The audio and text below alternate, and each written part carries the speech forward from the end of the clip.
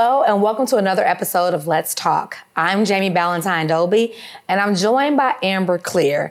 Unfortunately, Jade is out sick today, but we're holding it down for her. Okay, Amber, I know that, we normally do What You Lovin'. It's 50 years of hip hop this year, and there's a lot of great things happening. How do you plan to celebrate 50 years of hip hop? I'm going to all the music festivals, all of them, every single one. Really? Yeah. Are you looking forward to, or you've been to one that's just been epic for you this year? So here, I think my first festival experience, really kicked off, just that music unifies people, and that's what I love.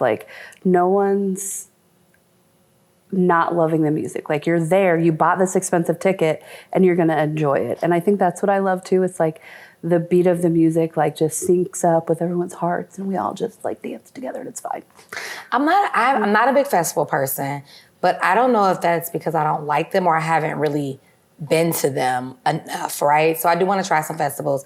I will say that the St. Louis Art Museum, it has an exhibit. It's the culture. Yep. And it's really a contemporary art show inspired by hip hop.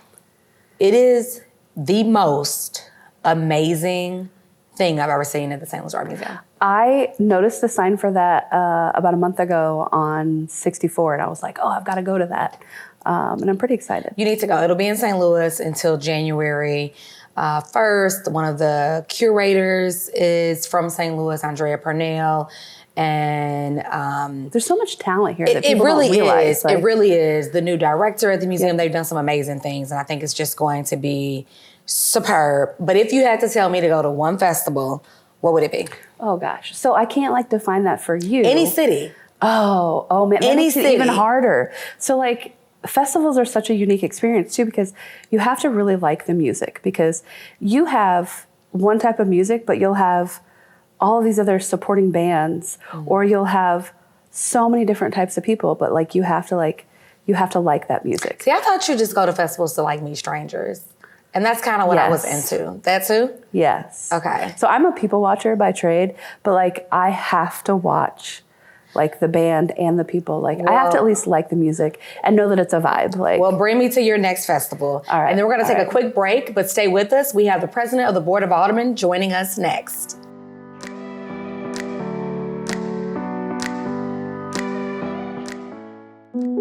Queen is just my everything. His smile did it. His smile, his eyes, his knowledge. My landlord, he decided that he wanted me to move based on the fact that I was transgender.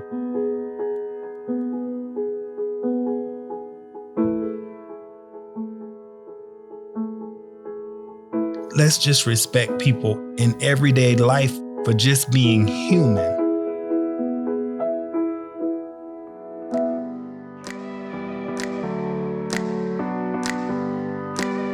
Welcome back to Let's Talk. Our next guest isn't a native of St. Louis. However, she has lived here for nearly 20 years and has helped to make significant change in our community. She is a 2017 awardee of the Martin Luther King Human Rights Award and taught in the St. Louis Public School District before running for office. She was an alderwoman for 8 years before becoming elected as the first female president of the City of St. Louis's Board of Aldermen. Please help us give a warm welcome to the president of St. Louis City's Board of Aldermen, Megan Green. Good morning. How are you doing? Great. Thanks for having me today. It's really nice to have you here. And I have to say, I feel like we welcome all guests, but we have been creating some really magical moments with women in St. Louis lately. Good. Tell us, how does it feel to be the first woman president of the Board of Aldermen? It's pretty amazing. It's this opportunity to transform the Board of Aldermen and to show that women get things done. We know that we lead a little bit differently than our male counterparts. We tend to be a little bit more collaborative, a little bit more policy focused. And it's really been a fun journey over this past, 9 months now, getting to build that into the Board of Aldermen. Do you feel like being a teacher and running a classroom is similar to running the Board of Aldermen? At times it is. You're having to work with a lot of different personalities. You have to manage people who are, coming to understand the policy before them in different ways and at different times. And so there's definitely an element of being a teacher. I have had a few aldermen say to me, when I come into meetings and I'll have like my PowerPoint presentation with all my data and everything lined up. They're like, you're not in a classroom right now. I'm like, yeah, but this is just like how I do things. That's kind of how it should be, though, Yeah, right? and all of those skills, working with all those personalities, because it started out in my head as like, oh, this is kind of a funny joke. Like, she's working with kids and now she's working with kids. But it's really about being able to work with such diverse populations on all skill levels and then translate into making everybody kind of herding cats. You're pushing everyone in the same direction and making everybody agreeable. I mean, you have to meet people where they are to get them to where you need them to be. And so sometimes it's recognizing that there's kind of different factions of the board who maybe move at different speeds or different paces than each other or have different priorities. And so it's constantly having to kind of play that chessboard of getting everything to essentially move in the same direction so that we can get things done. So we can't ask you what high school you went to, and I'm okay with that. But you were a teacher in St. Louis Public Schools. What grade level, what school? Can you tell us a little bit about that? I taught 6th and 7th grade science and language arts. I was at Walbridge Elementary School. Okay. So it was a fun time. I will say that I've spent a lot more time teaching at the university level than I did at the middle school level. But it was I think a great experience to really understand a lot of the challenges that our youth are dealing with in the city. You made it from the classroom to now City Hall. There's a possibility that you could potentially have a former student be one of the aldermen. I mean, you made the jump. I assume that, you've touched some lives and they will do the same thing. What do you say to that aspiring youth that wants to go into politics or that just wants to make a change? What are your words of advice for them? It's the same words of advice that my mom gave to me. She said, make yourself useful. So when I was little, the thing that she would say over and over and over again was, when you see a need, fill it. And what she was telling me basically is to get involved. And so I started as a high school student showing up at our local Democratic campaign office and knocking doors for various candidates. And I remember being in that office and, this was, I guess, 2000. And, meeting folks that I never would have come in contact with otherwise. And learning that, one of the churches in our town was performing gay marriages in spite of what the National Methodist Church said that they were allowed to do at that time. And having some conversations with folks that were involved with that gave me, I think, a different understanding than I had had. And then when I got to college, it was the same thing. I showed up to a college Democrats meeting, and then after being involved for a few months, I ended up getting elected president of the organization and continuing to show up to, various community groups. And then, when I moved to St. Louis, it was the same thing. I got involved with my ward Democratic organizations. I started volunteering on different campaigns. And so then when there ended up being a vacancy in the alderperson position where I was living, all these folks started calling me and saying, you need to run for this. You need to run for this. Wow. And it was because of a lot of that, sweat equity that I had put in over the years, just showing up and volunteering for people and causes that I was passionate about. Did you start out in high school wanting to be in politics or wanting to be a teacher, or both? No, none. So I went to college to be a meteorologist. I wanted to be the roaming reporter on the Weather Channel, the person standing out there in the hurricane, like, it's 100-mile-an-hour winds, like trying not to. I think I'm a little bit of an adrenaline junkie. Okay. And I still, to this day, I love the weather. I love astronomy as well, like anything that's like Earth, planet. But 3 weeks into my freshman year of college was 9/11. And I went to Penn State, Flight 93 crashed not far from campus. I'm originally from upstate New York, have a lot of contacts down in the city. And what I saw on campus was this very quick shift, a lot of Islamophobia on campus. I saw our news media move in a way that I thought was very scary in terms of wanting to sacrifice personal freedom and liberty for so-called safety. And The illusion of safety. The illusion of safety. And without, in this moment of crisis, without having real conversations about what the long-term implications of handing over some of these rights could be. So I started doing some campus organizing against the Patriot Act. And my meteorology professors actually came to me and they said, "We think you're in the wrong major." And, Wow. Quite frankly, it was something that my high school teachers said as well. They did not understand why I was going into meteorology. Whenever I got sent to the principal's office, it was for activism because of some cause that I cared about. And they just thought, okay, I mean, we know you like the weather, but is that really your calling? And so then when I had those, astute professors in college that said, we really think you need to be in political science, I applied for a summer institute at Georgetown in political journalism. I was the youngest person to get into that program, and then came back to Penn State the next year, changed my major to political science, and ended up going that route. Kudos to your, right. Kudos to your professor, because I think that's just amazing.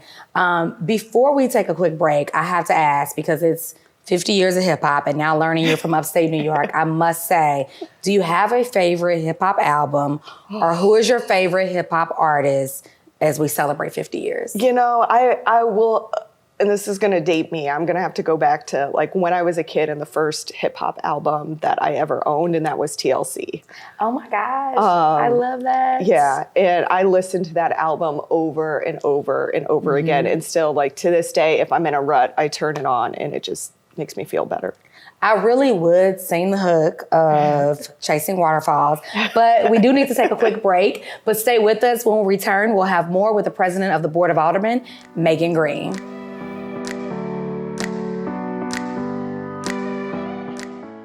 I'm Jenny Garth, and as a mother of 3, I know kids worry about a lot of things. Getting enough food to eat shouldn't be one of them. But here in America, that is a real worry for 1 in 5 children. This is unacceptable, and something Feeding America is working to solve. Through a nationwide network of food banks, Feeding America serves virtually every community in the United States, including yours. See how you can help your community. Visit feedingamerica.org. Together, we can solve hunger. Together, we're Feeding America.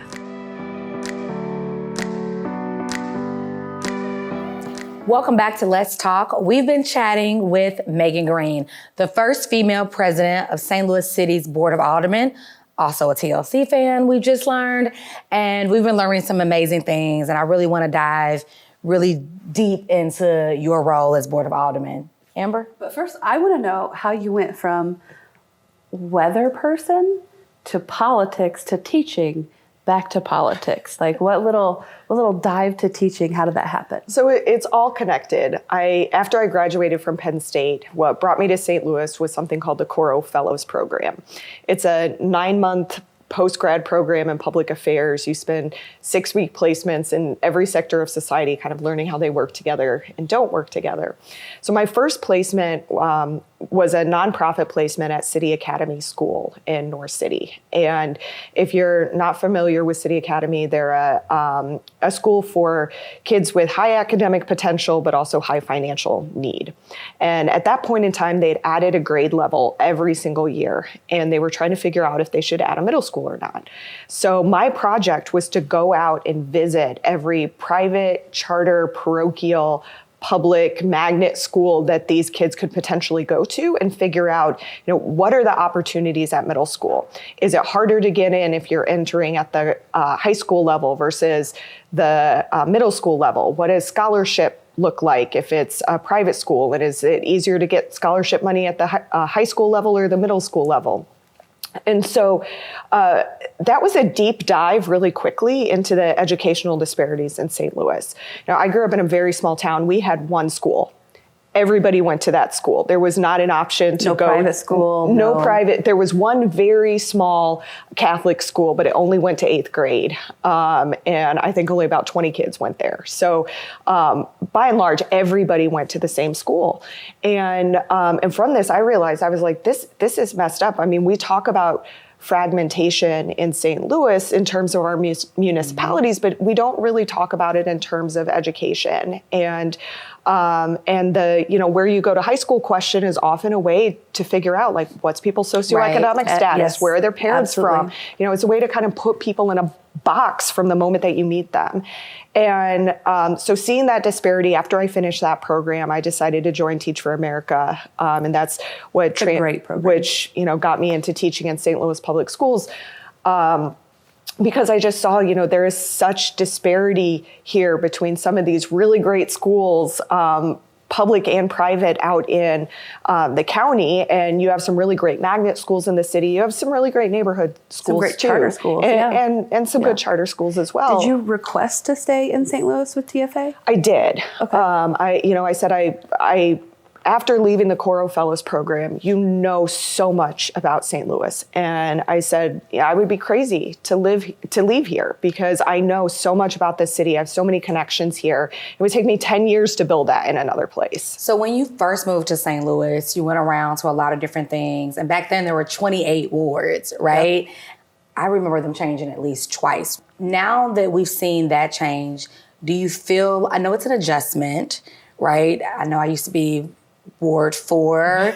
I think I grew up in Ward 21, then I moved to Ward 4. With all this change, how does that help really the Board of Aldermen? Some residents may just see it as a headache. How does that help the work that you all are doing in City Hall? I think it's been the pressure point that the board needed to take us from being this kind of administrative board to an actual legislative branch of government that makes public policy. I mean, the way that we should be functioning in St. Louis is the Board of Aldermen makes the laws. And then the mayor's office, the executive branch, enforces that. And they also provide city services. What's happened over the years is there's kind of been this muddying between the branches. And a lot of those services have been pushed down to alder people, which means that you might have 28 different ways of providing services. And it creates a really inefficient system, one that has a lot of micromanaging, too many cooks in the kitchen. And what we've been working to do is relegate some of those administrative duties back to the executive branch where they belong, so that there can actually be citywide strategy around things like street paving and traffic calming instead of on a ward by ward basis, and getting the Board of Aldermen to be much more of a policy making body. And one of the ways we've done that is by changing our staffing structure. We brought in a legislative aide to assist each alderperson. This is very similar to what they have at the state level. Our state reps, state senators all have administrative aides that help them in writing legislation and fielding constituent calls and things like that. And so we brought in that support. Did you have resistance to that at all? There was a little bit of public resistance, but members of the Board of Aldermen under 28 wards, it was in theory a part-time job, but I don't know anybody who actually worked it on a part-time basis. And residents get upset if you don't respond to phone calls or emails without always recognizing just the volume of calls and complaints that you get that really is a lot for one person to handle. And sometimes 4 or 5 aldermen are sharing one secretary. I know I worked in there for a while. Yes. And it can be a lot. What are some of the other policies? I know that City of St. Louis is structured very different. So you have the mayor, comptroller, and the president of Board of Aldermen working together.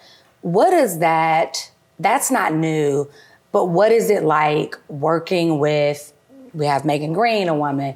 We have Mayor Tashara Jones, a woman. We have Comptroller Darlene Green, another woman. That's history. Yeah. We know that women do things differently, right? And I think that's a salute to just all of the journeys that we have to go through. How do you all work together to say, you know what, we're gonna change St. Louis and we're changing it for the better? And a big part of safety and education has been a big thing. How are you all handling those? I mean, we have a very collaborative relationship. My staff is in constant communication with the staff at the mayor's office and the comptroller's office. And whenever we're trying to figure out big issues, we, call together the appropriate staff people to figure it out. And it's really been great, I think, to have that level of communication and collaboration between the branches, because we can say, okay, we have this policy that we want to do, but we need to figure out, can the mayor's office actually implement it? What are the barriers to putting it in place? And so let's sit down and figure out the ins and outs of that to actually get some good done. I think it's just amazing, all of the work that you all have done. When you talk about the structure, prior to this recent change, I know that there's been a lot of discourse in the president of the Board of Aldermen's office with, potential aldermen and things. How are you rebuilding that bridge and working alongside even some of the people you may have run against or people that may have aspired to be in that position? How do you say, this is a fresh start? Yeah. The way I look at it is I'm approaching being president like being a community organizer, which is really what my skill set is. And in that, recognizing that we have so much work to get done and enough work to go around. So we pretty consistently, I meet with aldermen and say, hey, what are you working on? What are you interested in working on? We figure out where our policies align, where our values align. And then we'll go to alder people, even ones that didn't support me, and say, hey, would you be interested in sponsoring this piece of legislation? It forwards the agenda that, I ran on, that I want to get done, but it's something that we're aligned on. And I think we've been able to build a lot of trust by running the office that way. We're not looking to run it in a way where it's pitting people against each other or causing unnecessary arguments, but rather figuring out where each person fits into. It's not a hostile takeover. Yeah. Let's all move forward together. Yeah, let's figure out who can take the reins on each thing, because there's so much to get done. We need everybody at 100%. I really, really love hearing that, and I'm looking forward to seeing what's new. President Green, thank you so much for joining us today, and congratulations on all of your accomplishments. For more information and to keep up with all the happenings at St. Louis City's Board of Aldermen, be sure to visit stlouis-mo.gov. Stay with us. There's more. Let's talk when we return.